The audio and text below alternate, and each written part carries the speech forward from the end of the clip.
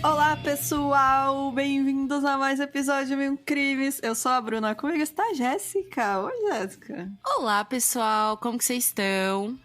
Gente, a Fabi, ela está muito atarefada sendo uma moça de sucesso no mundo dos quadrinhos, por isso que ela não tá gravando com a gente ultimamente, né? Ó, foi indicada ao prêmio na Comic Con. Então, aí, não ganhou, mas o nosso parabéns ela sempre tem, né, gente? Ganhou o nosso coração e nossa ganhou amizade. Nosso coração, exatamente. Mas só a indicação já tá muito bom, né? Então, só explicando pra vocês, ela vai estar aí no Mini, provavelmente, essa semana. Mas, nos próximos episódios, ela vai participar. E, gente, antes de qualquer coisa, um aviso é que esse programa tem relatos de abuso sexual. Então, fica aí, né? Para quem acha o tema sensível e se incomoda com este assunto. Então fica o aviso. E bora lá então. Tem mais algum recado? Aquele outro recado eu vou deixar para depois. Eu vou deixar para quando eu chamar o episódio, quando começar.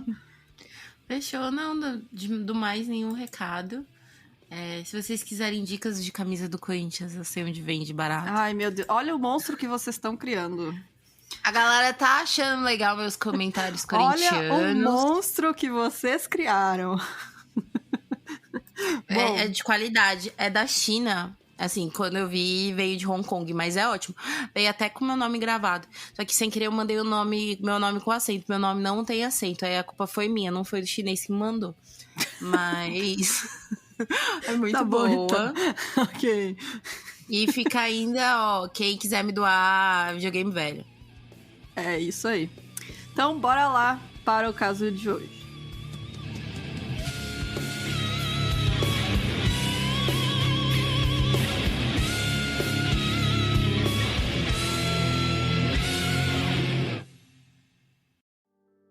Gente, mais um recado, então, antes da gente começar este caso.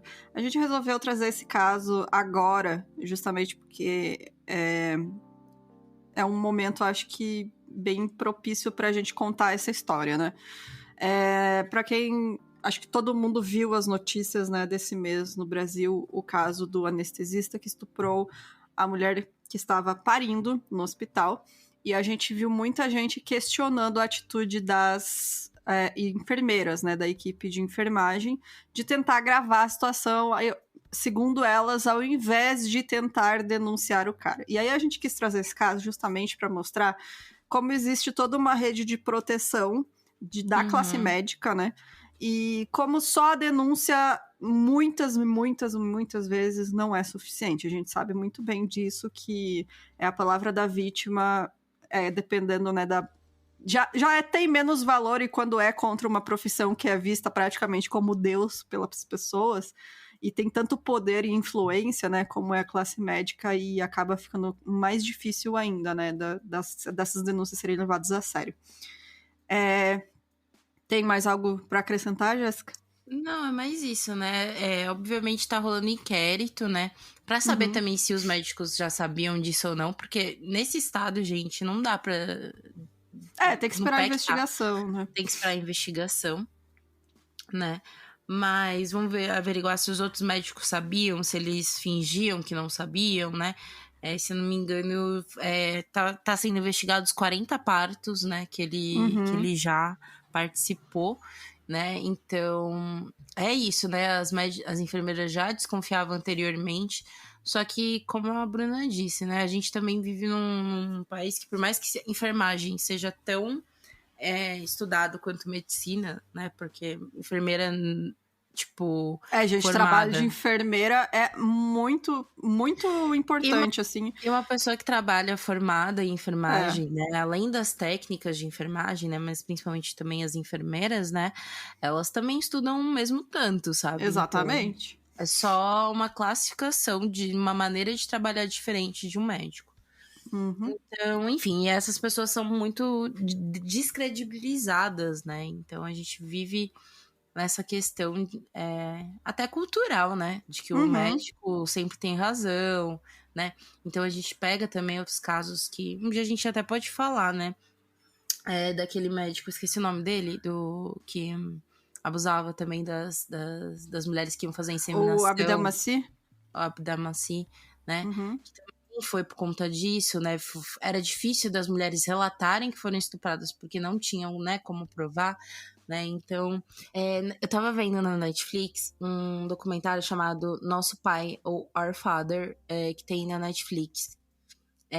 Que é um documentário bem forte, assim. Que, tipo, não envolveu o estupro direto, mas sim uma violação do corpo da mulher, né? Porque esse cara, ele fazia inseminação artificial. E quando descobriu, ele teve mais de 90 filhos. Ou seja, ele tocava também Ai, sim, que esse caso é bizarro, velho. Ele inseminava o dele, né? ele inseminava o dele, É. né? E, inclusive, desse brasileiro, esqueci, você repete de novo, amiga. Abdelmaci. Exatamente. Também se desconfiava disso, mas nunca entraram em pesquisas profundas sobre isso, né? Uhum. Já nesse médico entraram. Então a gente pega, né, vários médicos que estão principalmente nessa área que é tão sensível para mulher cis, né, que a gente tá falando, ou para tipo, pessoas, né, Uhum. com vagina, que vai ser esse momento, né, de querer ter um filho ou estar tendo um filho e o médico se aproveitar disso. É. Então é isso, né, gente? E a gente já É. sabe como pessoas que engravidam não são ouvidas, né? Também. Uhum. É, tem toda a questão do violência obstétrica também, né? Que Sim, infelizmente é quando a muito gente comum fala ainda no Brasil. de questão pública, né? E É, existe um alto índice de violência obstétrica. exatamente. Então é isso, gente. Ó, fica aí o aviso, então. Eu acho que muita gente deve conhecer este caso, mas não conhece os detalhes, que é o meu caso. Eu conheço por cima, então vai ser. Vou descobrir muita coisa aqui com vocês também. Mas a gente achou importante também contar a história desta mulher da Daniele. A Daniele Toledo, ela tinha 21 anos, ela era moradora de Taubaté, no interior do estado de São Paulo. Ela vivia em uma casa simples, com quarto, sala, cozinha e banheiro, e dormia todo mundo no mesmo cômodo, né? Os pais dela, os dois irmãos mais novos e ela. E quando eles foram crescendo, os pais dela compraram uma caminha de armar e desarmar para eles. Então, ou seja, uma família muito simples, né? Ela chegou a fumar e usar droga na escola, né? O que é muito normal, né? Para muitos Uhum. adolescentes. Mas a mãe dela nunca desconfiou. E ela não tinha faltas nem notas baixas, ela ia bem na escola. Com 13 anos, ela trabalhou como balconista na Doceira do Vale, que fica no centro da cidade e é muito tradicional na região. E com o salário que ela ganhava, ela ia pra festa, pra balada, comprava roupa nova e comprava as droguinhas ali que ela usava, né, no fim de semana. No começo, cheirar era mais no fim de semana, né, como eu comentei, mas depois também, óbvio, né, o vício acabou também indo pra durante a semana. Primeiro de manhã, para aguentar ficar acordada na escola, e depois à tarde, para aguentar no trabalho. Então aí a gente vê uma rotina que já é muito pesada para uma adolescente, né? Uhum. E aí ela usou esse contato com as drogas para aliviar um pouco essa pressão que acontece, infelizmente, com muita gente, né? Demais. Quando ela começou a fazer dívida por conta das drogas, com 16 anos, ela resolveu parar de usar e foi atrás de ajuda. Em março de 2001, começou a participar de reuniões dos narcóticos anônimos e parou com tudo. Aquele lance de a pessoa mesmo procurar, que é inclusive a maneira mais efetiva, né, da É, pessoa se dar bem, né? Não quando é forçado necessariamente, né, mas quando dá o exato. estralo E que nela. bom que ela percebeu, né, antes de ser tarde demais ali, Sim, de se envolver ainda ainda ser mais. nova, né, não Uhum. procurar depois de adulta, que acontece muito. Em janeiro de 2002, quando fez 17 anos, ela ainda usava um pouco de drogas. Em julho, ela ficou grávida do André, seu primeiro filho, no segundo colegial, e ela se arrependeu de ter engravidado. Na época, ela até pensou em abortar, mas resolveu continuar com a gravidez. O pai de seu filho era Fabiano, que depois de descobrir que ele também estava com outra mulher, que também havia engravidado, ela terminou o relacionamento. sabe? Ah, meu Deus. Tipo, Bom. e eram todos eles muito jovens. E ela Uhum. fala que ela era meio roqueirinha, ele também, tinha cabelo comprido, ela ficou com aquele crush, sabe? Mas aí, Adolescente, né? exatamente, adolescente só faz merda, né? É. E tanto que ela falou assim que hoje em dia, tipo, o filho dela, né, esse menininho tem praticamente a mesma idade, né? E eles ficaram amiguinhos. Ah, o filho que ele teve com a outra também, né? É. Ah. Sua filha apoiou durante a gravidez e Danielle continuou estudando e frequentando o grupo de narcóticos anônimos. E nisso ela também parou, né? De usar drogas. Então, a Deixou família, ali. né? Ficou O bom é que a do lado família dela. apoiava ela, sabe? Uhum. Então, a Daniele conheceu o Renan, que ela conheceu no grupo dos Narcóticos Anônimos. E depois de 3 meses do nascimento do seu filho, os dois começaram a ter um relacionamento. E aí, ela engravidou no final de 2004, né? 2 anos depois. Quando o André estava com quase 2 anos, né, de vida. E logo que descobriu a gravidez, o Renan recaiu, né, com o uso de drogas, o que fez com que a Daniele terminasse com ele. Ela estudou até completar o 2º grau e depois trabalhou como recepcionista em um consultório de psicologia e também como atendente do pronto atendimento de Tremembé. A Vitória Maria Iori Carvalho nasceu prematura de 7 meses, no dia 28 de julho de 2005. Muito Esse pequenininho. nome foi por conta da dificuldade que ela teve, né, nos primeiros momentos, por ter nascido prematura e tal. E assim que ela nasceu, foi direto para a UTI neonatal. Depois de 10 dias, ela foi encaminhada para o berçário para ganhar peso e ali ficou durante 26 dias. A Daniela voltava todos os dias para o hospital para ficar ao lado dela e para amamentá-la. Eu Nessa tive época. uma... Pode falar. Não, eu só ia falar que nessa época, inclusive, ela meio que larga o emprego dela. Porque é isso, né? Ela tava no trabalho estável, né? De atendente de pronto atendimento, mas a filha dela requeria muitos cuidados, né? Uhum.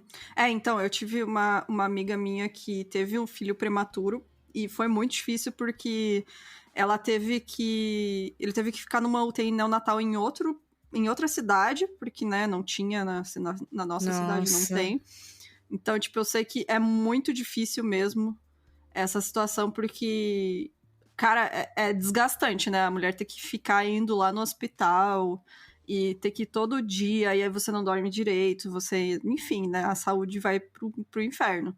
Você já tá no pós-parto, que é um período, né, muito delicado, e ainda ter que ficar no ambiente hospitalar, né, cuidando da criança e tal. Então, Eu eu tive sei uma amiga que é bem isso puxado. também. Tipo, sei lá, a criança ficou internada no centro da cidade, ela ficava dormindo na casa dos amigos que moravam no centro, sabe? Pra dar tempo. É bem complicado mesmo. Mas até Sim, pra quem mora perto, né? Porque é uma situação delicada, né? De estresse sim. também, então. Deve ser estranho, né? Porque você imagina, né, a idealização de você tem um filho, você sai com seu filho no hospital, de repente você Vai sai pra casa. sozinha no Exato. hospital, né? Deve ser um Uhum. sentimento bem horroroso. A partir dos 6 meses, a Vitória começou a ter febre alta que ninguém sabia de onde vinha.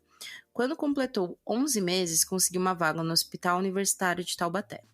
No dia 28 de julho de 2006, no hospital, Vitória completou 1 ano de vida. Imagina, tipo, é por isso que ela largou o emprego, né? Porque... Uhum. Tem que ficar indo no hospital, né? Então. Exato. Normalmente mães, né, que tem esses bebezinhos É. muito sensíveis, acabam largando. No dia seguinte, a bebê teve outra crise convulsiva e depois entrou em coma. Imagina o desespero. Gente, que horror. Ela teve um rebaixamento no nível de consciência de praticamente 0. Foi diagnosticado um problema no cérebro e começou a apresentar feridas. Após 16 dias, Vitória acordou como se nada tivesse acontecido, mas começou a ter problemas respiratórios. É porque, como a gente sabe, né? O cérebro do nenê, ele tá ainda em desenvolvimento, né? Então, mesmo que ela tenha algum problema ali, né? Teve problema e tal, o corpinho do nenê, se tá tudo certo, né? Se tem as condições certas, ele consegue se recuperar muito bem, né? Tanto que a gente vê, tipo, às vezes criança que sofre algum acidente e tal, e não fica com sequela nenhuma, né? Porque você consegue recuperar isso, né? Sim.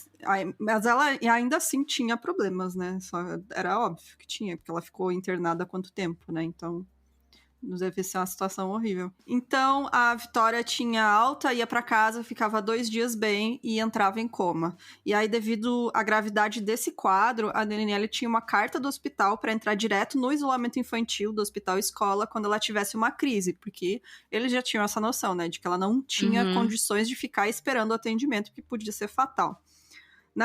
Nessa época, então, a Daniela morava com o pai, a mãe, os 2 irmãos de 17 e 19 anos e os 2 filhos. Mas ela tinha planos de casamento com o pai do filho mais velho, de 3 anos. Na época eles voltaram, assim, sabe? Ensaiaram uma volta, enfim. Em 30 de setembro de 2006, ela internou a Vitória, que na época estava com 1 ano e 3 meses, no Hospital Universitário de Taubaté, da Unital, que é a universidade privada, com sintomas de convulsões e vômito. E aí, no dia 8 de outubro, com a sua filha ainda internada, a Daniele, ela foi estuprada dentro do hospital por um médico residente, estudante do 5º ano de medicina da instituição, e cujo nome as notícias da imprensa nunca revelaram, porque, né, a gente sabe como é que funciona, né? Você bota a cara da vítima estampada, você bota o vídeo dela, né, principalmente sendo se você estuprada, né? Se a pessoa for minorizada ou pobre. Exatamente. Mas o nome, né, do bonito lá não bota, né? Daí o nome é sempre assim, né, cara? É tipo caso de racismo também. Bota a cara da vítima, bota o nome, mas não bota a cara do filho da puta que fez, né? E o nome. Sim. Tipo, é absurdo. Segundo o relato da Daniela, então, a filha dela teria sido ameaçada caso ela não consentisse em ter relações sexuais. Ou seja, estupro, né? Ela foi coagida ali, foi estuprada por este pedaço de bosta. Ela relatou que foi agarrada perto do ambulatório de pediatria e ginecologia, que só funcionava em horário comercial. O estuprador colocou um pano em sua boca com um cheiro forte e no mesmo momento ela sentiu uma tontura e perdeu todo o sentido. Provavelmente ele colocou alguma coisa pra fazer ela desmaiar, né? Um remédio ou sei lá, né? O hospital. Você no tem final ele tem a várias acesso, coisas, né? Ele a ameaçou, mandou ela ficar quieta e dizia que sabia da necessidade da filha dela, né? Ou seja, na hora ela ficou com medo, né? Tipo, a filha dela ter que ficar internada no hospital, o que ela vai fazer, né? Tipo... Sim. Quando voltou para o isolamento infantil, ela estava machucada, cortada e sangrava muito. Estava em choque e não conseguia falar. Mas a enfermaria foi avisada e a polícia chegou. No dia seguinte do estupro, 9 de outubro, na verdade, tipo, isso aconteceu de madrugada, então foi quase no mesmo dia, né?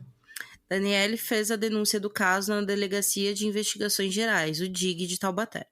O delegado titular ficou responsável pelas investigações do caso. Daniele prestou depoimento e reconheceu o jovem branco de família rica e tradicional da cidade. O acusado prestou depoimento no dia 16 de outubro e negou ter mantido qualquer tipo de relação com Daniele. Ela declarou que foi chamada na administração do hospital e queriam que ela acusasse o rapaz da limpeza, o que ela não fez. Gente, já estavam tentando encobrir a bunda do filho da puta só porque é rico. Sim, né? A faculdade é particular, também poderia dar um ruim para a faculdade, né? Muita coisa pode dar ruim, imagina. Porque não é só o cara, né? Que tá ali, a família do cara também, né? A gente não sabe quem é ele, né? Mas, né, poderia afetar isso, enfim. Bom, a universidade, então, divulgou uma nota à imprensa sobre o caso, informando ter aberto uma sindicância. E no processo de investigação, a polícia recolheu a amostra do sêmen do estudante para fazer um exame de DNA e informou que o exame seria enviado para São Paulo e que possivelmente seu resultado seria no final da primeira quinzena de novembro de 2006. Lembrando que nessa época demorava um pouquinho mais, né, para fazer exame. O DNA não era... A tecnologia ainda não era tão, né, rápida que nem a gente tem hoje em dia. Também depende da demanda, né, da cidade. Exato, enfim, né? E já tem que mandar pra fora, porque não tinha lá, enfim, né, aquela coisa. A Daniele, seguindo então as orientações das autoridades policiais, fez um exame do corpo de delito no IML, né, o Instituto Médico Legal, que confirmou o estupro. Afinal, ela estava toda machucada, né? E ela começou a receber ligações anônimas para o seu celular, dizendo que sabiam quem ela era e sabiam das necessidades da sua filha e que ela tinha que mudar a versão do caso.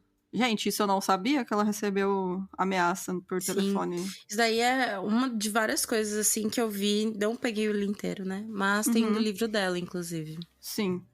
Bom, depois da denúncia do estupro, a Daniele foi novamente chamada à delegacia no dia 19 de outubro, pois os médicos denunciaram ter encontrado um pó branco suspeito de ser cocaína no pescoço da filha dela. E aí que a gente começa, né, a ter as notícias que esse caso ficou famoso.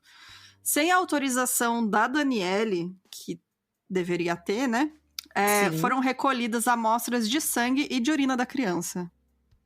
Gente, você não pode pegar nem de uma criança, nem de ninguém sem ter autorização.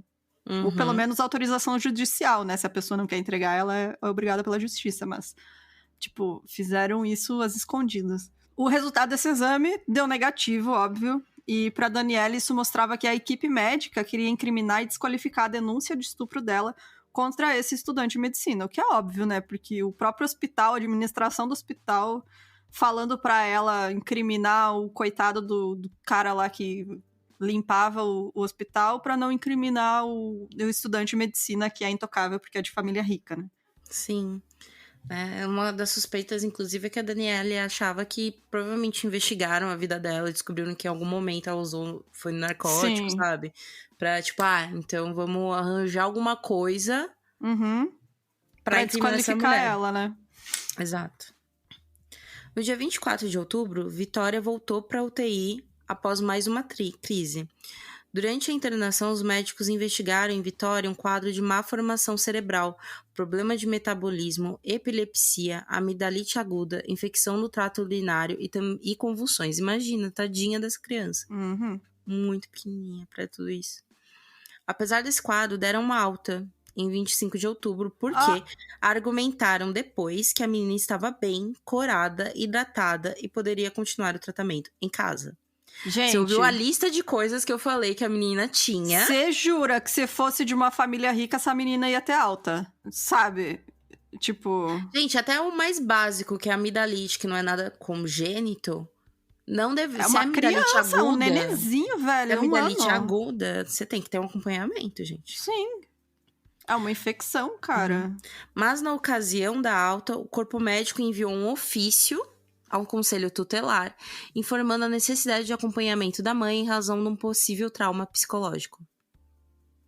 Junto com a alta, né? Ou seja, já estão tirando a mãe de doida, né? No dia 28 de outubro, um sábado, ou seja, 4 dias depois, né? Da alta que ela teve, o problema anterior se repetiu. A criança mais uma vez passou mal, seu quadro era de convulsões, vômitos e desmaios. Em primeiro lugar, Daniele tentou voltar ao hospital universitário, já que tinha a carta assinada por 2 médicas autorizando ela a voltar a internar a filha caso houvesse um problema. Mas o hospital recusou a internação da criança. Levou, então, sua filha até o pronto-socorro municipal de Taubaté, onde ela chegou às 8h30. No entanto, embora a criança estivesse desmaiada, a menina só foi atendida às 4h25 da madrugada de domingo. Imagina que ela chegou às 8h30. Ai, meu Deus, cara. Que momento que ela recebeu glicose em soro. Logo depois, a enfermeira olhou a boca de Vitória e percebeu que a língua estava com secreção de leite. Raspou e limpou com um paninho. Às 7h, no dia seguinte, as médicas entraram no quarto para examinar Vitória. Aí esse povo todo desse outro hospital aí devem tudo encher a boca pra dizer que é pró-vida, né? Bando de filho da puta, cara. Não, e esse é o segundo hospital, porque lembra que o primeiro, o hospital universitário, que ela foi tentar internar de novo, eles não aceitaram. Porque eles já tinham dado alta, entendeu? Sim. Não tinha por que voltar. A Vitória, então, tava com febre, e aí uma das enfermeiras pingou antitérmico direto na boca dela, né? Mas ela não conseguia engolir o remédio. A criança começou a engasgar, ela não conseguia reagir, começou a ficar roxa, né? Sem conseguir respirar, e entrou em coma. A Daniele foi retirada do quarto, informada que a filha tinha tido a primeira parada cardíaca. Na segunda parada, apareceu a polícia e a conselheira tutelar. Que é muito estranho, né, cara? Tipo, do nada. Mano, tua filha tá ali morrendo e vem a polícia e a conselheira tutelar, sabe? E, tipo, não é uma criança que chegou do nada ali, sabe? Sei lá, um braço quebrado. Sabe? Que às vezes... Tá, pode acontecer, mas né? Enfim, que o médico vai lá e fala, ó, eu Não, e suspeito era que tenha uma acontecido alguma criança coisa. que tinha todo um histórico. O histórico de doença, né? De ficar internada, de ficar muito tempo no hospital, enfim. Não é estranho, né? Essa criança tá ali. Uhum. Bom, ela estranhou o fato da conselheira pedir os documentos dela. E às 10h40 de domingo, no dia 29 de outubro, a Vitória morreu depois da terceira parada cardiorrespiratória. A Daniele, antes mesmo de tomar consciência plena sobre a morte da filha, né, que tinha acabado de acontecer, foi arrastada pelo braço pela médica plantonista. A Érica, Érica, esqueci. né? Ficou voando, né, o nome no Pois meio é. do... Bom, vou fazer de novo. A Daniele, antes mesmo de tomar consciência plena sobre a morte da filha que tinha acabado de acontecer, foi arrastada pelo braço pela médica plantonista chamada Érica, do pronto-socorro, até a sala onde estava o corpo da Vitória, e ela ouviu acusações. Ela disse o seguinte: olha o que você fez, sua assassina, encara o que você fez, monstro. Gente. Sério. A mulher acabou de perder o neném. Mano, essa médica, ela nega que isso tenha acontecido. A Daniele, obviamente, queria abraçar e beijar a filha, mas não deixaram. Gente, não deixaram ela se despedir da filha dela, cara. Eles seguraram a Daniele e a polícia entrou na sala e deu voz de prisão pra ela. E ela sem entender o que estava acontecendo. Uhum. Que, ó, é isso, o modus foi. Ela chegou, não atenderam ela. Só às 4 da manhã veio uma mulher, tirou a secreção da boca da criança, foi embora. Depois vai lá, interna, tenta colocar o negócio pela boca da criança, sendo que a criança tá tendo convulsão. Uhum. Né? Entendeu? Enfim, todo um erro. A partir dessa acusação endossada pelo corpo médico, as coisas se precipitaram. Teria sido feito pelo Instituto Criminalística de Taubaté um exame toxicológico preliminar, mais tarde especificado como sendo o exame rotineiro, o Blue Test. E o resultado deu positivo para a presença de cocaína. Foi o que declarou o delegado da Delegacia de Investigações Gerais DIG de Taubaté, o mesmo delegado que estava investigando o estupro. Que ela sofreu. Ela foi algemada e levada para a delegacia. O delegado e os policiais a chamavam de monstro, de assassina, e perguntavam como ela tinha coragem de fazer isso com a própria filha. Daniele ficou o tempo todo algemada numa cadeira. Isso já era a segunda vez que estavam acusando ela de ter dado cocaína pra criança, né? Porque a primeira vez tentaram, né? Falaram, tem um negócio estranho no pescoço dela. Fizeram o exame e não tinha nada no sangue da criança. Sim. Então, né, você vê que ali deve ter rolado um dinheirinho por baixo dos panos, né, pra pagar aí as autoridades e fazer esse negócio rolar pra, né, acabar com a acusação dela de estupro.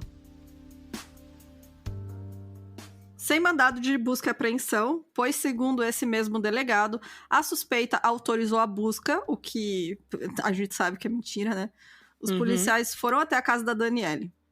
Ao entrarem para a vistoria, só estava o filho mais velho da Daniele, que era um menino de 3 anos, e lá os policiais recolheram uma mamadeira com o tal pó branco, que também foi analisado, e também deu resultado positivo.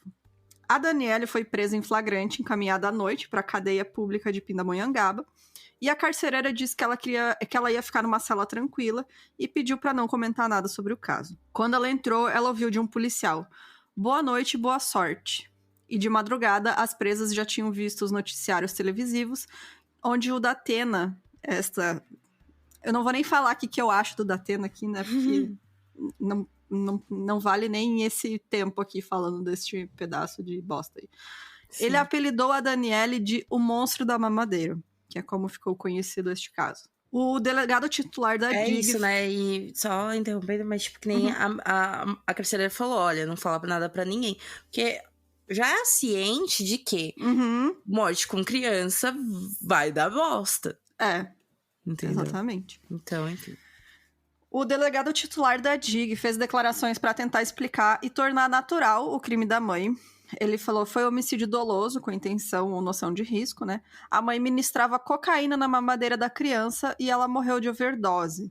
No inquérito, ela não soube explicar o que aconteceu. Ela diz que tem lampejos de memória e que não sabe o que faz. Não pode dizer que ministrou, mas também não pode negar. Ela disse que foi usuária durante 5 anos, mas que está há 4 anos e 8 meses sem usar cocaína. E disse também: por analogia, é bem provável que essa intoxicação da criança viesse ocorrendo há algum tempo. Ai, cara, sério. Esse caso aqui é tipo o suprassumo do Brasil, né? Sim. O que acontece quando você é pobre e você, sabe? É isso que acontece quando você é pobre nesse país, porque isso nunca... Ela merecia ter, no momento, investigado o atendimento, sabe? Uhum. O que aconteceu? Por que a criança não foi atendida? O que tá rolando? Exatamente. Acabou de morrer uma menininha de 1 ano e pouco, a filha dela. E ao invés de, tipo, todo mundo ficar questionando por que ela teve que passar horas esperando um atendimento e foi recusada no hospital, estão acusando ela. Uhum. Exatamente. Absurdo, cara. Na cadeia pública de Pindamonhangaba, Daniele foi espancada por 19 presas durante horas, mais especificamente das 3 às 7 horas da manhã. Ela teve fratura no maxilar martelado e martelaram, né, uma caneta no ouvido dela, né? Ficaram martelando com chinelo. Meu Deus, cara. Até ficar todo introduzido no ouvido direito e quebrou essa caneta dentro dela. E ela tinha hematomas por toda a cabeça.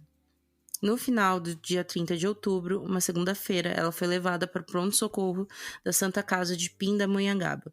Permaneceu desmaiada e a Santa Casa chegou a cogitar seu envio para uma UTI. Cogitaram, né? Só cogitaram, porque afinal, né, ela é uma presa, né? Uma mulher pobre presa. Ela não precisa ser tratada igual gente, né?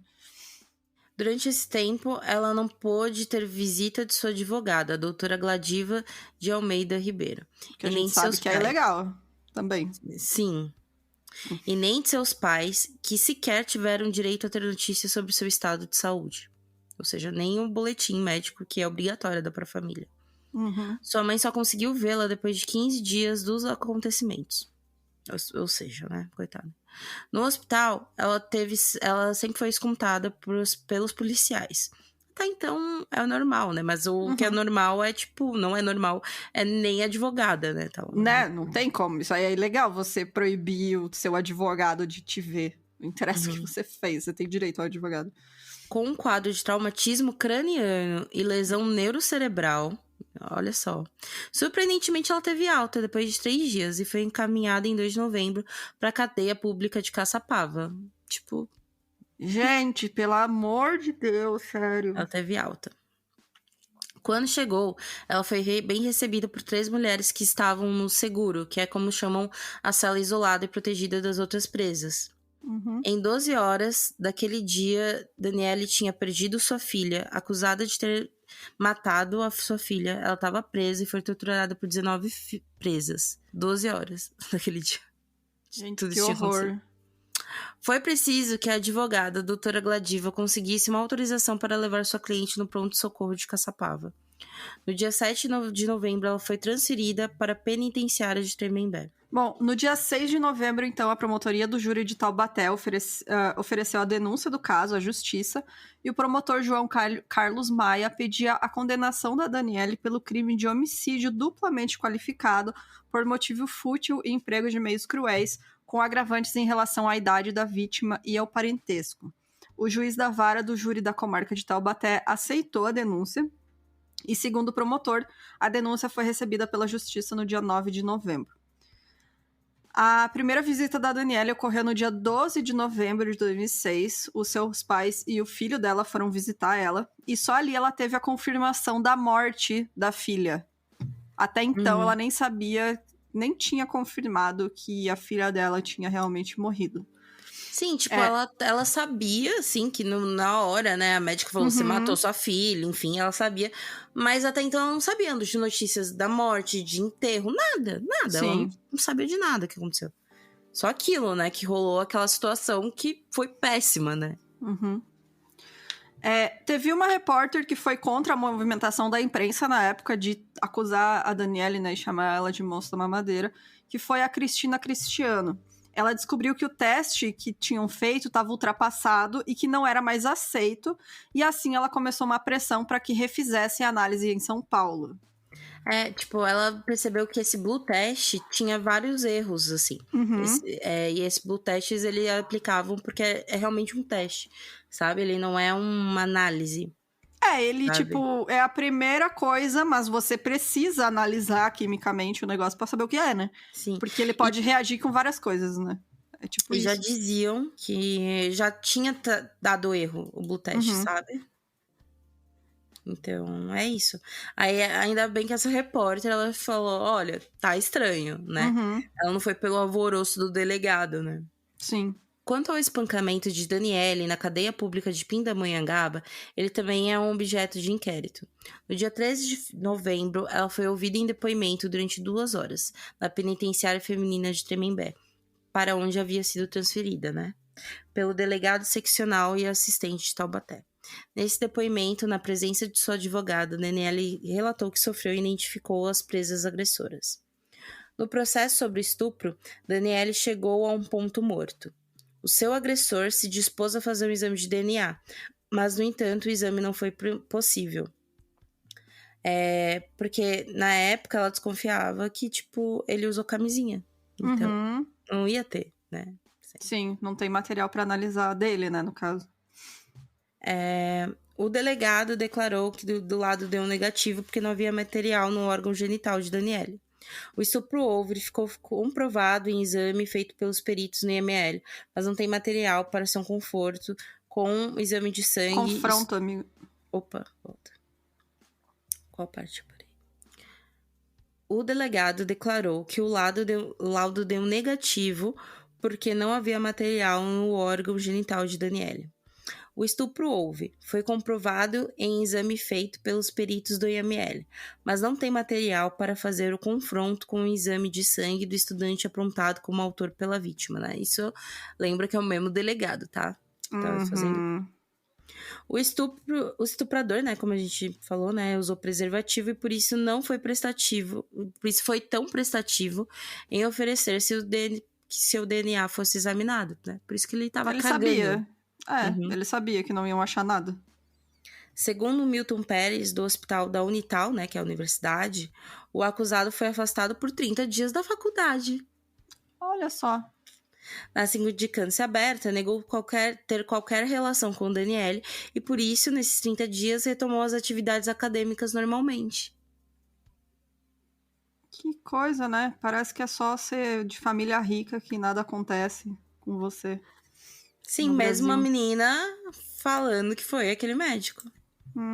Ela tá formada, deve estar formada hoje em dia, né? Exatamente.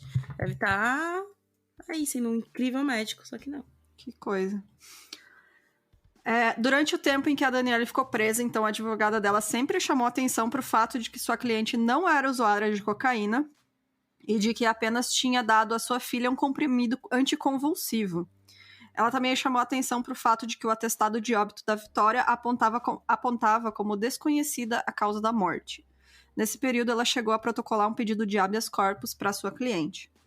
E finalmente, em 5 de dezembro, foi divulgado o laudo definitivo do Instituto de Criminalística de São Paulo, que excluiu a presença de cocaína tanto do material colhido na mamadeira da Vitória quanto do colhido na boca da criança. O pó branco era o remédio anticonvulsivo que a advogada, né, já tinha dito que ela tinha dado. O monstro da mamadeira era uma invenção montada por um conjunto de autoridades para mascarar o crime de estupro. A repórter Cristiana vazou essa informação para a imprensa e avisou a advogada da Daniele. Sim, Então aqui a gente vê repórter que... soube primeiro, inclusive. Nossa, cara. Ela soube Pois é. primeiro, né? E aí ela já ligou pra advogada, e a advogada já foi tentar o habeas corpus, né? Isso que é jornalismo, né, gente? Não é aquele outro pedaço de merda lá, Sim, sabe? levando em consideração somente o que o advogado disse. O advogado Divulgando, não, o delegado, né, disse. sem fazer trabalho de apuração, sem ter um trabalho de análise crítica do que você tá E a noticiando, desconfiança sabe? da outra repórter foi uma desconfiança bem tipo, já deu problema nesse negócio, por que vocês estão Uhum, usando de novo? Sabe? exatamente. Vamos supor que a Daniele tivesse realmente feito isso, né? Uhum. Se ela tivesse feito isso, ainda assim, esse exame não seria válido. Exatamente. Ela Porque, poderia ser inocentada porque, né, só falar, esse exame aí pode dar ruim. exatamente. Então, enfim, né? O laudo que exclui a presença de cocaína havia sido assinado no dia 22 de novembro pela perita Mônica Marcondes Felgueiras de São José dos Campos, mas foi divulgado 13 dias depois. Eles estavam escondendo, cara. Olha que filha da Uhum. puta. Isso que eu Mano, falei que, sério, tipo, é cara. a repórter que conseguiu. Porque Uhum. a advogada não tinha acesso a isso. Cara, sério, mano. Esconderam porque eles sabiam que não dava pra condenar ela com o negócio dizendo que não tinha cocaína, né? A Polícia Civil declarou que ainda aguardava os laudos de sangue das vísceras e da urina da criança para determinar a causa da morte. Diante dessa evidência, o juiz da vara do júri de Taubaté, o mesmo que havia acolhido a denúncia do promotor, expediu o alvará de soltura de Daniele. Foram É, porque o juiz 37 só recebe os relatórios, né? Tipo, Sim. ele vai analisar de acordo com o que tá ali. Então, Foram realmente. 37 dias de prisão, iniciada com brutal espancamento de responsabilidade de autoridades policiais, judiciais e carcerárias. Na terça-feira, às 6 horas, Daniele foi acordada pela carcereira, que sempre foi muito grossa com ela e nunca chamou ela pelo nome, só chamando ela de 141, ou por Toledo, né? 141 era um número, né? De Uhum. registro dela na cadeia. Naquele dia, ela fez diferente, falando: Dani, vem tomar o remédio, querida. Disse que ela seria libertada porque o laudo era negativo para a cocaína. E é muito louco, assim, porque ao mesmo tempo, gente. Tipo assim, por exemplo, essa mulher nunca bateu nela, né? Só Uhum. tratava ela mal. E, obviamente, meio que a mulher ia tratar ela mal, sabe? Tipo, Uhum. aquela mulher matou a própria filha, né? Vou tratar bem, sabe? Sim. Então, é muito bizarro isso tudo, né? Imagina as Cara. presas sabendo disso depois também. É, exato. Porque tem muita presa também que é alvo de uma justiça escrota, sabe? Uhum. E Sim. às vezes elas mesmas agrediram, sabe? Sim. Porque é aquela coisa, né, que, tipo, a gente sabe que injustiça é a rodo que tem no Brasil, né? Então, elas mesmas têm essa conduta dentro da prisão porque elas sabem que pode ser muito difícil que a pessoa matou o filho e seja condenada, sabe? E ainda mais com Então, o delegado falando na televisão que os exames deram positivos para é, cocaína. Qual que é a tua dúvida diante exato. disso? De que ela realmente é uma assassina de criança, sabe? Uhum. Bom, ao sair da penitenciária feminina de Tremembé, a Daniela abraçou seus familiares e sua advogada, chorou muito e pôde finalmente dar sua versão dos fatos aos jornalistas. Depois disso, ela pediu para ver o túmulo da filha, onde depositou flores. Tiraram até o direito dela de ter enterrado a própria filha. Então, não foi só ela perder a filha de um ano e pouco, né? Tiraram tudo dela, praticamente. Uhum. Só depois da Daniele ter sido liberada é que a sua advogada, a doutora Gladiva de Almeida Ribeiro, contou que nos momentos em que sua cliente estava incomunicável e podendo sofrer novas agressões, no dia 31 de outubro, ela dirigiu um telegrama ao ministro da Justiça, Márcio Tomás Bastos, solicitando a intervenção da Polícia Federal para proteger a integridade física de sua cliente. A advogada não recebeu nenhuma resposta, apesar de ter o registro de recebimento pela autoridade competente. Então chegou no ponto de, tipo, ela falar, ó, se não fizerem nada, vão matar a Daniele, né? O que era Uhum. bem possível de ter acontecido também. Demais. A Justiça de Taubaté concedeu a Daniele a liberdade provisória. O juiz considerou que os laudos não iriam mudar o que já estava esclarecido, ou seja, a ausência de cocaína. Apesar disso, o promotor autor da denúncia reafirmou que não pediria a liberdade da mãe, declarando que a prisão dela não foi fundamentada somente pelo exame que mostrou a cocaína, mas o comportamento dela e o depoimento de testemunhas são suficientes para mantê-la presa. Aconteceram, por exemplo, várias incidências de internações que podem ter indícios de maus tratos. Ah, vai tomar no meio do teu cu, ô filho da puta. A Nossa, criança mano, que nasceu com ódio. 7 meses, ela teve várias convulsões, ela teve vários Problema de problemas saúde, congênitos. cara. Você lembra aquela lista que a gente falou de tantos problemas que ela tinha? Mas não, né? Se ela foi internada tantas vezes, talvez essa mãe Maus aí tratos. é maus E tratos. O filho do rico ali da cidade pode estuprar quem ele quiser, que a gente não faz nada, mas Exatamente. essa mulher aqui que sofreu a vida inteira, desde que a filha Aí o dela promotor nasceu... queria deixar ela presa ainda depois Nossa, de tudo mano, vai isso. se fuder, velho, sério. Né? E, tipo, é aquela coisa, podem ser indícios de maus tratos. Ou seja, ele não tinha nada de fato. Né? Não. O que ele tinha eram testemunhas, mas quais testemunhas eram essas, né, também. Então, é isso.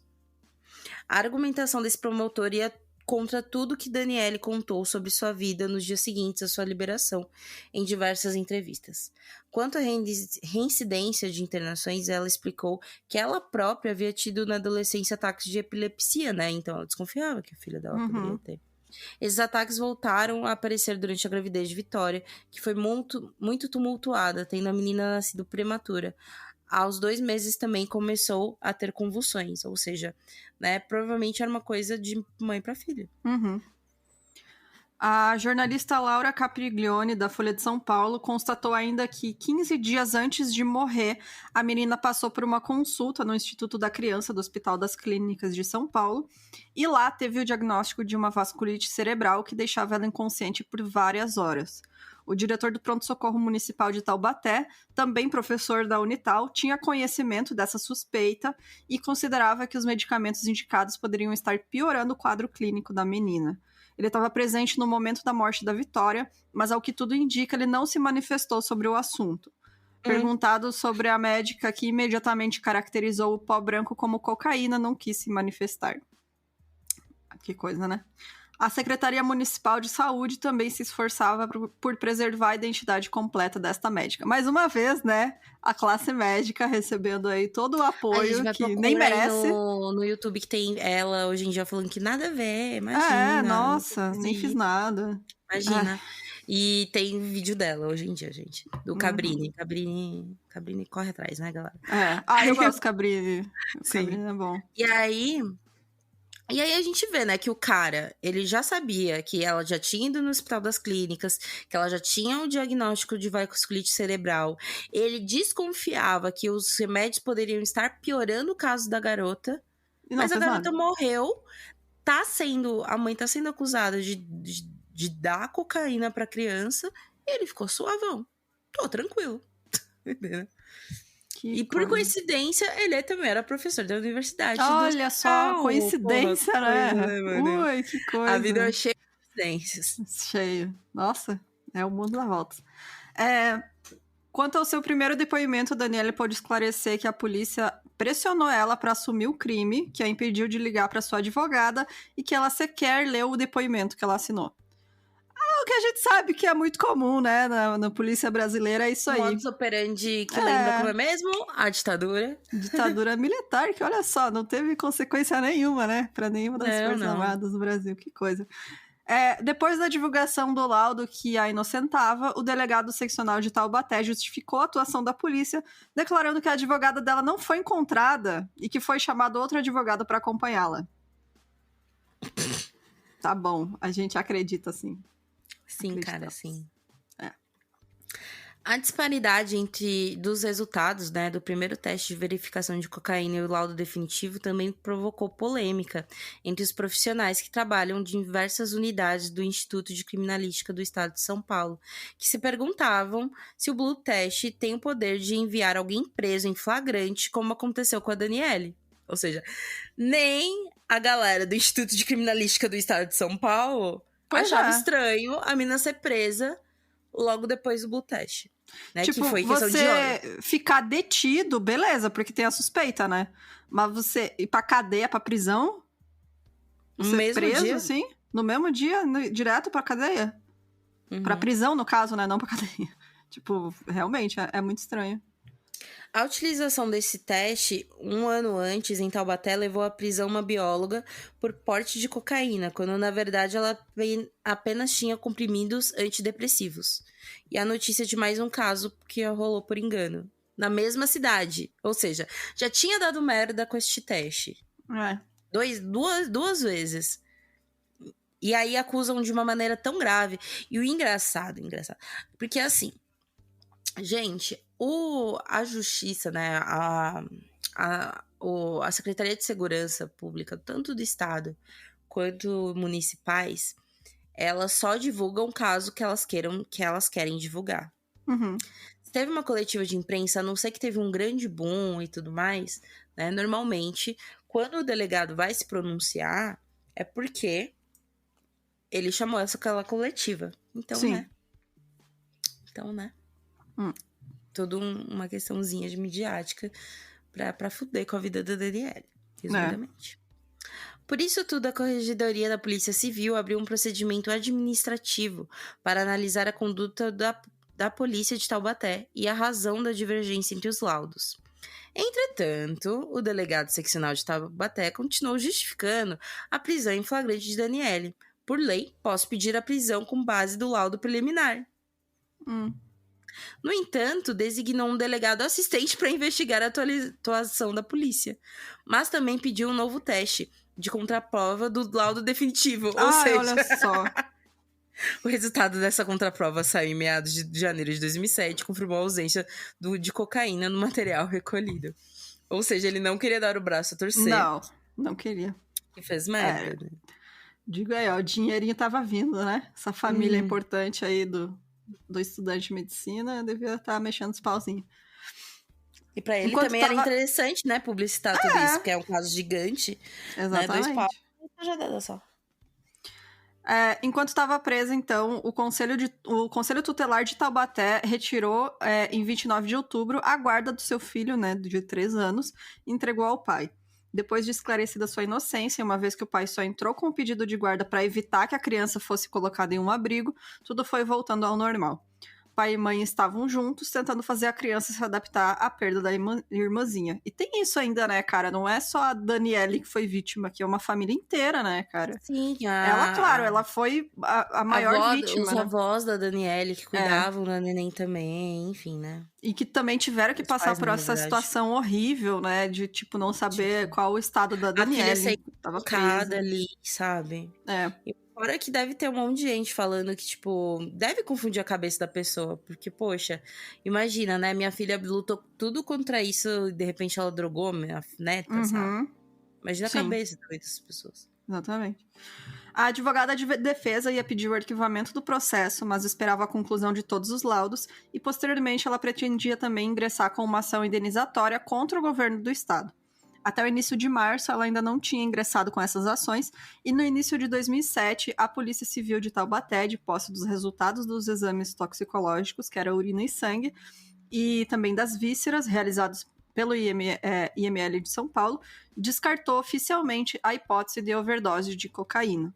As análises identificaram a presença de substâncias encontradas em remédios tranquilizantes e anticonvulsivos. Aí eu pergunto aqui se o filho da puta do Datena alguma vez pediu desculpa pra Daniele. Então, eu não sei se pediu. Vamos falar disso. Que bom, porque, né, a gente sabe não, aí que bom não. Não, que bom que a gente vai saber, porque, né, Deus seja da puta. O resultado já não é positivo. Óbvio que não, né, porque, né, a gente sabe como é que é. O Tribunal de Justiça de São Paulo negou o habeas corpus para trancar a ação penal em que Daniele é acusada de matar a própria filha. Além disso, ela vem sofrendo constrangimento ilegal por parte do juiz da vara de júri de Taubaté. A liminar foi negada em abril de 2007 e confirmada pelo tribunal em agosto. Em nota sobre o caso para o G1, no ano de 2016, a Secretaria de Segurança Pública informou que a prisão de Daniele foi solicitada pela Polícia Civil e a Justiça a partir de análises de provas disponíveis naquele momento. Após o Poder Judiciário decretar a prisão preventiva, foram apresentadas novas provas materiais que motivaram a retificação do processo pela Polícia Civil e pedido de soltura. Então, para eles está tudo certo, resumidamente. Não fizeram nada errado. Nada errado. Nossa, não. A gente nunca erra. A pasta informou ainda que o processo que corria contra o diretor da cadeia e os 3 carcereiros de plantão no dia que a Daniele foi espancada foi arquivado, pois não foram constatadas provas que os incriminassem. A menina teve uma caneta enfiada no cérebro sobre a tutela do Estado. Cara, horas sendo espancada e, tipo, foda-se, né? As pessoas responsáveis por cuidar do local onde ela estava não foram responsabilizadas. A Fundação Universitária de Taubaté, que é responsável pelo hospital universitário, não respondeu aos questionamentos do G1, né? Até a publicação da reportagem que a gente usou, né? Como base aqui, como fonte. e o único ressarcimento moral que a Daniela teve por parte do Estado foi uma pensão não vitalícia até os 60 anos, no valor de um salário mínimo. Ela ainda move processo em terceira instância sobre danos morais e físicos. Até hoje, gente, até hoje essa mulher sofreu tudo que sofreu e do Estado manda um foda-se pra ela. Uhum. Cara, é muito revoltante esse caso, velho. É muito, sério. É muito, porque são várias coisas, não é uma coisa que Não revolta. é uma só, né? É, sério. Sim, se eu não me todo o engano, também aparato teve estatal... um processo que ela ganhou de 15 mil, mas tipo... 15 mil. Porra, todo o aparato estatal se movendo para encobrir o estupro de, né, porque o estuprador é de família rica. É a essência do Brasil, né, cara? Tipo, a gente vê aí pra quem que a nossa justiça trabalha. A Daniele vive em Taubaté, no interior de São Paulo, em uma casa simples que não chama atenção. Portas e janelas trancadas sempre, e assim que ela se mantém reclusa na casa de um parente de um ex-noivo dela, né? Até hoje, ela carrega sequelas das agressões na cadeia. Ela perdeu a audição e a visão do lado direito. O espancamento formou coágulos na cabeça que causam nela crise de convulsão. O traumatismo intracraniano dos chutes reduziu os movimentos do lado direito do corpo. Mas, né? Nada aconteceu, gente. Nada aconteceu. Tranquilo. Não.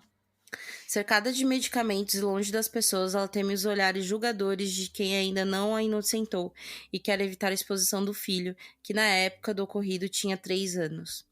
Daniela diz que ela tem, né, uma citação dela. Eu tenho medo de aglomerações. Eu não posso ir a todo lugar porque as pessoas podem me reconhecer. Eles me apontam, relembram da história. Hoje eu não posso participar da vida escolar do meu filho. Não posso trabalhar porque é assim que descobrem eu sou dispensada. Minha vida terminou ali, naquela sala de hospital. Porque é aquilo, né, galera? Notícia boa não demora pra... As pessoas, tipo, elas não se importam de saber se realmente era verdade ou não, né? É que nem a gente já falou, né, do caso da escola base, de que, tipo, no final das contas deu tudo ok, mas a imprensa não retifica de maneira correta, então as pessoas saem com difamação. Porque, imagina, se a gente acompanha só o noticiário, e um determinado noticiário, esse noticiário chama ela de monstro como é? Monstro da mamadeira. É um monstro da mamadeira. Eu não vi mais durante a semana. De repente, se essa mulher vem trabalhar, sei lá, num negócio que eu cuido, eu vou falar, ai, gente, a justiça brasileira é uma merda, essa mulher está solta. Eu não vou deixar ela ter contato com as pessoas, entendeu? Porque ela matou a própria filha. Uhum. É uma lógica muito simples. Então, é engraçado como a imprensa brasileira não liga de se retificar de maneira correta, né? E se faz, tipo uma notinha, assim, que nem tem tanto destaque, né? Sim. Mas eu vi isso acontecer... Gente, esses tempos aconteceu a época que tava tendo a caçada pelo Lázaro, né, em Brasília e tal. Sim. E aí a polícia invadiu um terreiro, né, e tirou foto dizendo que era o altar satânico encontrado na casa dele. E, gente, não foi um nem dois, foram vários veículos de imprensa, inclusive grandes, noticiando esse absurdo. E depois que foi divulgado lá o pai de santo dizendo, não, invadiram aqui meu terreiro, quebraram tudo, tiraram foto, quem é que noticiou? Uhum. 2 no máximo. E não teve tanto, né, tanto alcance quanto a notícia de que, o Lázaro é satanista. Olha aqui, tem um altar satânico dele aqui. Tipo, sim. Sério, gente. Sério, é absurdo, assim. E na época até eu fiquei muito puta porque eu vi página aí de crime no Twitter agindo como... que basicamente ainda né, o Datena do Twitter, que vocês sabem quem é, porque a gente já nomeou já aqui falou publicamente, mal. já falou mal e continua falando mal, então se você segue isso aí, tira lá o seguir, porque, sério, gente, não vale a pena. Não é jornalismo, não é, sabe, não é informativo, não é nada, aquilo ali é puro sensacionalismo. E, bom, sobre essa questão da mídia em cima, a Daniele falou, foi o Datena que me apelidou desse jeito, não tenho raiva dele nem ódio, mas a mágoa sempre fica. Até agora não chegou nenhum pedido de retratação da parte dele. Nem da polícia, nem dos médicos da mídia. Se o Datena não tivesse colocado esse apelido, talvez o caso não ficasse tão emblemático e eu não sofreria tanto. Então, Vai tomar no meio do seu rabo, da Atena. Sério, cara. Sério, tipo... Ai, gente, é muito revoltante. É muito revoltante. E é Acabou isso, com a ela não vida dessa recebeu mulher. desculpas de ninguém. Ninguém, cara. Os médicos falaram que ele era o direito deles, e tá ok, sabe? Você ter o direito, mas a questão é que toda desconfiança não foi uma desconfiança que veio do nada, né? É. Nunca, na real, acho que nunca foi uma desconfiança, né? Foi um lance do tipo, vamos tentar culpar essa mulher de ser louca. Uhum. Né? Em 2016, então, a Daniela lançou o livro Tristeza em Pó, pela editora N-Verso, que remonta o antes e depois das acusações, exposição e agressões sofridas nos 37 dias em que ela ficou presa. 10 anos depois da prisão, ela, que evita exposição na mídia, diz que o livro é sua primeira chance de defesa por ela mesma para o mundo. E até hoje, não se tem o porquê que a Vitória morreu, porque não foi feito laudo. Não foi feito análise, não foi feito nada. Sim. Então... E a desconfiança, que o que ela queria saber do porquê que a criança morreu, foi por conta do que rolou, né? Ela levou a menina até o hospital, não atenderam. Pode ser uma questão, como é mesmo? Esqueci o nome. Genética, né? Não, erro de médico. Erro médico. Erro médico. É negligência, né, no atendimento. Obrigada, eu tava aqui, ó. A palavra aqui. É negligência, né? Porque se não teve esse pronto atendimento, né? E por que o primeiro hospital não aceitou, enfim. E, inclusive, eu não peguei o livro, né, para ler, eu não tenho esse livro. Mas o início, aqueles trechos, por exemplo, iniciais, que fala da relação com drogas, ela escreveu no livro. E eu acho muito interessante que ela se abriu totalmente, sabe? Sim, contou toda a história dela, né? Tipo, ela não quis esconder todos esses problemas que ela teve, né? No início da vida e tal. Sim, porque é isso, faz parte do que ela fez.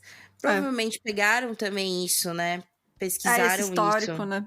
Viram esse histórico, né? E acharam que ela poderia, sei lá, ainda se drogar e coisas do tipo, porque também é muito disso, né? Eu acho que usaram isso pra tentar incriminar ela, pra cobrir a acusação de estupro. Pra mim, isso tudo foi uma tentativa de calar a boca dela. Sim. Com certeza não foi foi erro, não sei o quê. Não, foi deliberado, foi planejado, tudo isso. Não foi à toa, não foi por acaso. Não. Sabe? Queriam calar ela. É isso. E deu certo, porque não aconteceu nada com o cara, né? A gente nem sabe quem ele é. A gente nem sabe o nome. Tá aí, solto, sendo médico. Sim. Que coisa. Ai, gente, que horrível. Nossa, tô com muita raiva. Não. Não, e assim, eu sabia sobre esse caso de uma maneira quase muito por cima, sabe? Sim. Eu sabia do lance do monstro da mamadeira, eu sabia que ela tinha sido espancada, eu sabia que não tinha sido ela. Mas, também. Por exemplo, eu não sabia dessa história do estupro, eu não sabia sobre esse lance de que, tipo, era realmente um cara rico e que, sabe? Eu não sabia que ela era, tipo, também, né? Era pobre, enfim, né? Que tudo isso se agrava, né? Quando a gente fala de uma situação de violência, enfim. Então, é tudo muito bizarro esse caso, muito triste, né? De como muito revoltante, cara. De como nossa justiça... Eu ia falar justiça brasileira, mas, poxa, a gente fala muito de casos gringo, né? Como a justiça no geral, né? Dentro de países capitalistas, tendem sempre a beneficiar as pessoas que podem, né? Então é isso, a gente tá falando nesse caso não somente de uma questão de negligência médica, mas também de como o Estado tá cagando pra saúde de uma criança, de como que tá cagando pra saúde de uma mulher e como que a mulher, tipo, que acusa, né, que é a mulher que tem coragem de apontar o dedo de um cara rico falando que ele é o estuprador, pode sofrer penitências horríveis, né? E não legais, né? Não legalizadas. Que nem eu falei, todo o aparato estatal agindo pra fuder com a vida dessa mulher, né? Porque não foi só a negligência, foi ativamente, né, agindo pra acabar com a vida dela. Então, e se dependesse do Estado, ela ia estar presa lá, o promotor falando. Até hoje ela ia estar presa, cara, ia ser morta na cadeia, sabe? Sei lá. O promotor falou que não teve nada de errado, entendeu? Não teve problema, sabe? Zero então, É pra ficar puto, ó. Você escuta esse episódio, você tá puto. Vai, sai na rua, xinga o Bolsominion, vai, chuta uma lata de lixo, quebra a vidraça de banco. É Vamos pra se ficar revoltar puto. mesmo. Procurem o livro puto. da Danielle, que ela ainda vende o livro dela. Então, é isso, né? É isso, Enfim, gente. é importante falar sobre esse caso, gente. Eu acho que casos brasileiros, principalmente esses casos brasileiros de falhas de justiça e tudo mais, é importante a gente falar pra não esquecer e não se repetir. Exatamente. Sabe? E aí trazendo de novo o que a gente comentou no começo, né? E a gente entende a equipe de enfermeiras fazendo de tudo pra ter provas sólidas, né? Pra conseguir acusar o cara. Colocando vídeo em isso site. aí não... Gente, absurdo, né, gente? Foi chocante eu entrar num site de notícias, achando que tem vídeo, normalmente tem entrevista, né, com as pessoas. Eu vi um flash e quando eu vi era a cena sem a tarja. O que eu vi tava borrado, mas mesmo assim, né, cara? Não divulga isso, velho. Não, sério. Sim. Não faz sentido nenhum. Enfim, é todo um erro, como a gente vê, né? Como há uma proteção médica aí muito grande, né? Dos médicos. É isso, gente. Vamos então para os comentários do episódio passado. Bora lá.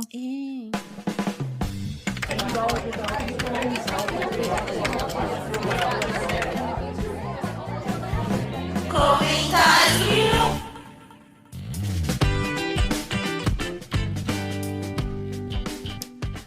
Bom, o episódio de semana passada foi a segunda parte da Selena. Eu adorei que no Twitter tinha gente falando, fui ouvir, procurar depois do episódio e descobri que eu já conhecia a música nela. Isso aí, gente, ó. Sim. A Selena, rainha dos nossos corações. Ai, gente, a gente ouve a história dela, a gente fica muito simpática a ela, sabe? Não tem como não, né? Sim. E eu vou começar lendo o comentário da Yasmil. Ela disse assim: Oi meninas, me chamo Yasmin, me interesso por assuntos de true crime faz uns 6 anos, PS tenho 22. Eita, começou na ilegalidade, né?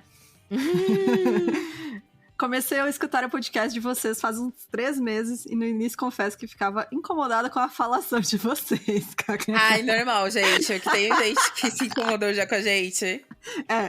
Agora eu até me sinto parte das conversas, enquanto vocês dividem opiniões, sinto como se estivesse participando e acabo argumentando ou concordando na minha cabeça. Gente, eu adoro umas falação, por exemplo. Ai, é muito bom. Eu adoro podcast com falação, assim, eu sou suspeita a falar. Por exemplo, eu amo... Ai, tô ouvindo, por exemplo, muito Não Inviabilize. Ficou ouvindo? Eu comento junto, tô aqui, ó.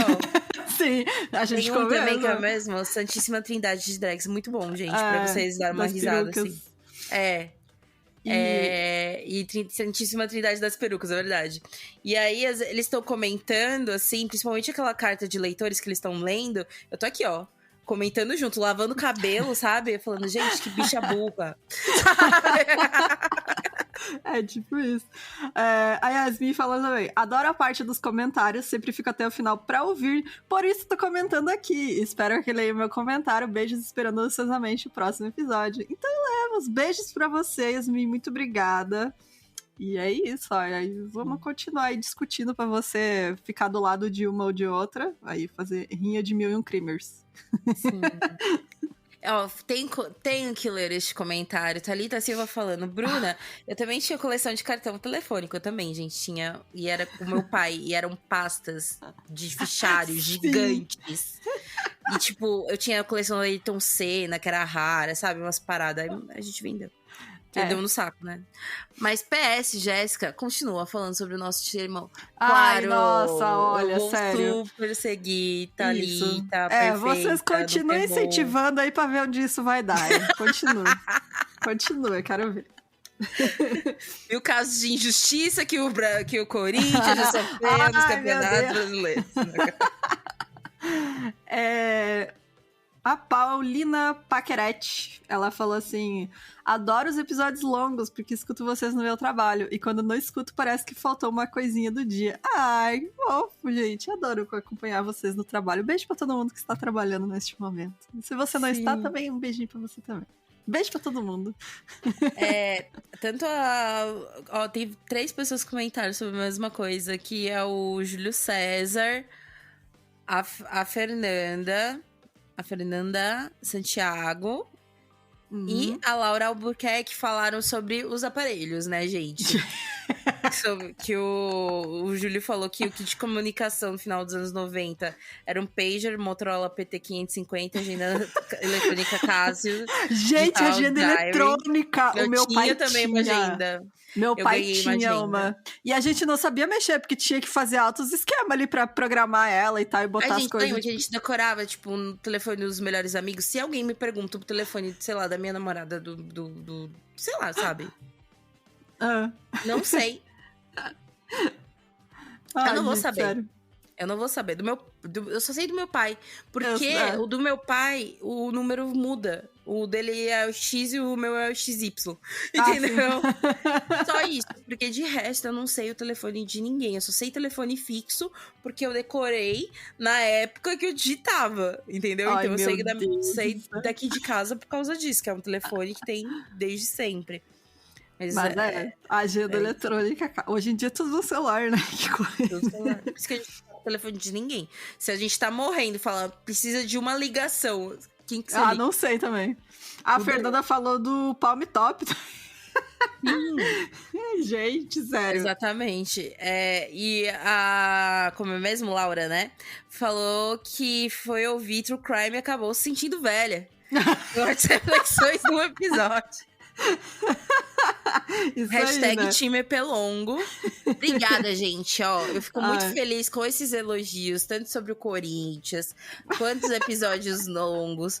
Porque é sempre assim. E o pior é que eu sempre tento vender assim pra Bruna. Ai, amiga, eu acho que dá pra gente fazer no episódio. Dá só em um, daí eu abro lá o documento, 17 páginas. Jéssica, não tem como não. Eu falo, gente... Assim, eu direto falo, gente, são 15 páginas, mas se a gente falar rapidinho... né? A gente gravar em velocidade 2, né?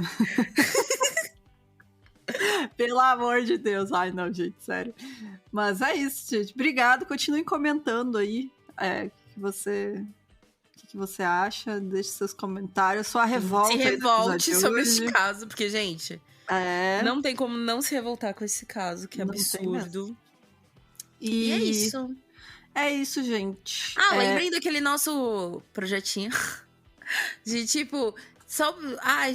tô estudando aqui na faculdade, eu achei um estudante que pesquisou sobre um crime X. Manda pra gente. Manda pra gente. A gente gosta. Adoro artigo acadêmico. Que esse caso mesmo, gente. Né, que eu fui... enfim, né, caraca, que gagueira. Tá. Oi. Esse caso mesmo... É complicado da gente ir, porque a gente tem que achar informações picadinhas de notícia. Uhum. Então, se nesses casos atuais é difícil, imagina casos longos. Sabe? E então, manda, se você tiver também indicação de caso, manda pra gente no e-mail também, meucrimes@gmail.com. Se tiver documentário que a gente não acha mais as redes, manda pra gente. Pode mandar também. Pode mandar indicação do que assistir também, qualquer coisa, que a gente escuta tudo, as sugestões de vocês. Escuta não, né? A gente lê tudo. Exatamente, não mandem áudios. Não manda áudio. Eu só escuto os áudios das meninas e tipo, ainda fico reclamando. Vai ouvir áudio meu de 3 minutos. Gente, se eu escrevo muito, imagina eu falando. Gente, 5 minutos. A cada áudio da Jéssica é um podcast. E, gente, então é isso. Beijos. Apoia a gente lá no site, tem como você pode apoiar pra gente continuar crescendo o podcast e investindo cada vez mais nele. E é isso, então. Até semana que vem. Beijos. Tchau, tchau. Tchau.